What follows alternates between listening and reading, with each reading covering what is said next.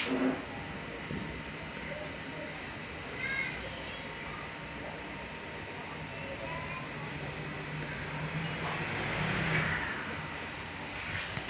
what's up mga kapart vlogs, panibagong araw at panibagong hamon sa buhay. Ngayong araw gagawa tayo ng ubi kababayan bread.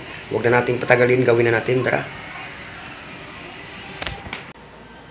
Okay, yan ang mga ingredients natin gamitin mga idol, no? So asukal natin 1/4 kilo, margarine 1.5 tablespoon, baking powder 1 tablespoon, baking soda 1 tablespoon, itlog 2 piraso, ubi flavor 2 tablespoon, oil half cup, tubig 1 3/4 cup, harina third class half kilo, kalahating kilo.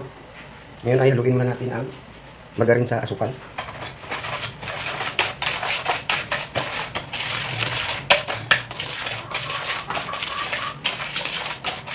Sa ating itlog.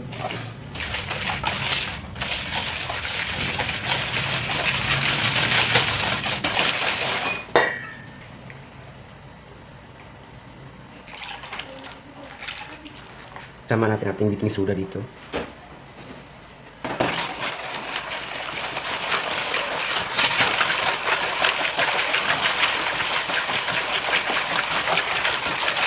Natin ating harina. Ito yung ating baking powder.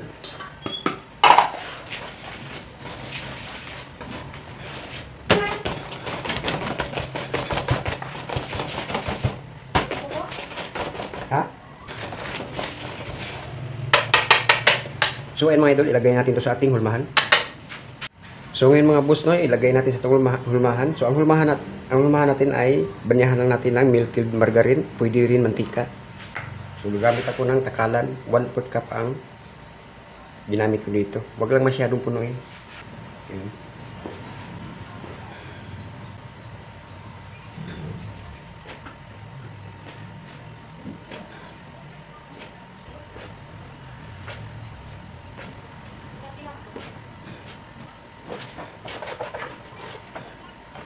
So ayan mga idol, no, so isa lang na natin to.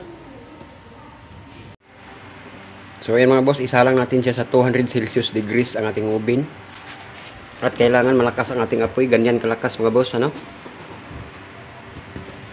Okay mga boss, ayan na, luto na siya. So naluto natin siya sa loob ng 7 minutes. Ngayon ay hanguin na natin. Lahain na natin, so palamigin na natin to bago natin ilagay sa ating display tray. At ito na ang finished products ng ating ubi kababayan bread mga boss, no? So hanggang dito na lang ang video na ito. God bless po sa ating lahat in happy baking.